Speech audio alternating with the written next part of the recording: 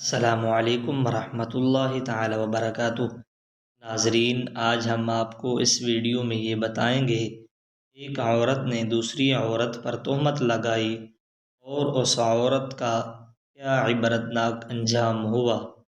یہ جاننے کے لیے ہماری ویڈیو کو آخر تک لازمی دیکھیں۔ بسم اللہ الرحمن الرحیم۔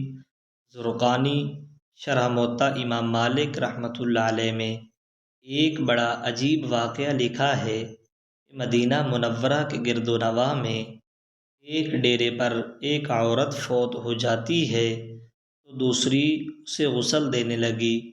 جو غسل دے رہی تھی، جب اس کا ہاتھ مری ہوئی عورت کی ران پر پہنچا تو اس کی زبان سے نکل گیا، میری بہنوں جو دو چار ساتھ بیٹھی ہوئی تھی، یہ جو عورت آج مر گئی ہے اس کے تو فلاں آدمی کے ساتھ خراب تعلقات تھے۔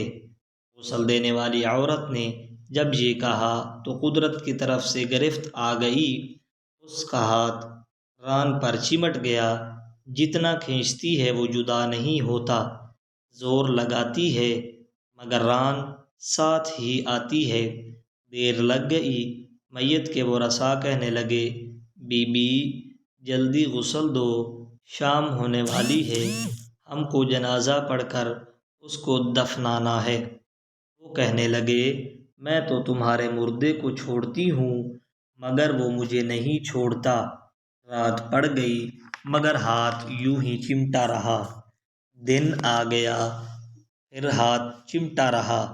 اب مشکل بنی، اس کے ورثاء علماء کے پاس گئے، ایک مولوی سے پوچھتے ہیں، مولوی صاحب ایک عورت دوسری عورت کو غسل دے رہی تھی تو اس کا ہاتھ اس میت کی ران کے ساتھ چمٹا، اب کیا کیا جائے؟ وہ فتویٰ دیتا ہے چھری سے اس کا ہاتھ کاٹ دو۔ غسل دینے والی عورت کے وارث کہنے لگے، ہم تو اپنی عورت کو معذور کرانا نہیں چاہتے، ہم اس کا ہاتھ نہیں کاٹنے دیں گے۔ انہوں نے کہا فلاں مولوی کے پاس چلیں۔ اس سے پوچھا تو کہنے لگا، چھری لے کر مری ہوئی عورت کا گوشت کاٹ دیا جائے، مگر اس کے ورثاء نے کہا ہم اپنا مردہ خراب کرنا نہیں چاہتے۔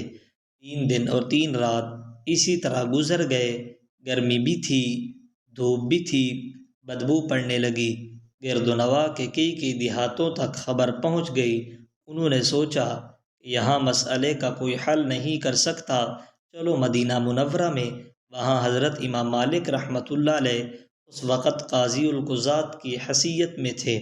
حضرت امام مالک رحمۃ اللہ علیہ کی خدمت میں حاضر ہو کر کہنے لگے، حضرت ایک عورت مری پڑی تھی، دوسری اسے غسل دے رہی تھی، اس کا ہاتھ اس کی ران کے ساتھ چمٹ گیا، چھوٹتا ہی نہیں، 3 دن ہو گئے، کیا فتویٰ ہے؟ امام مالک رحمۃ اللہ علیہ نے فرمایا، وہاں مجھے لے چلو۔ وہاں پہنچے اور چادر کی آڑ میں پردے کے اندر کھڑے ہو کر غسل دینے والی عورت سے پوچھا، بی بی جب تیرا ہاتھ چمٹا تھا تو نے زبان سے کوئی بات تو نہیں کہی تھی؟ وہ کہنے لگی، میں نے اتنا کہا تھا، یہ جو عورت مری ہے اس کے فلاں مرد کے ساتھ ناجائز تعلقات تھے۔ امام مالک رحمۃ اللہ علیہ نے پوچھا، بی بی جو نے تہمت لگائی ہے کیا اس کے 4 چشمدید گواہ تیرے پاس ہیں؟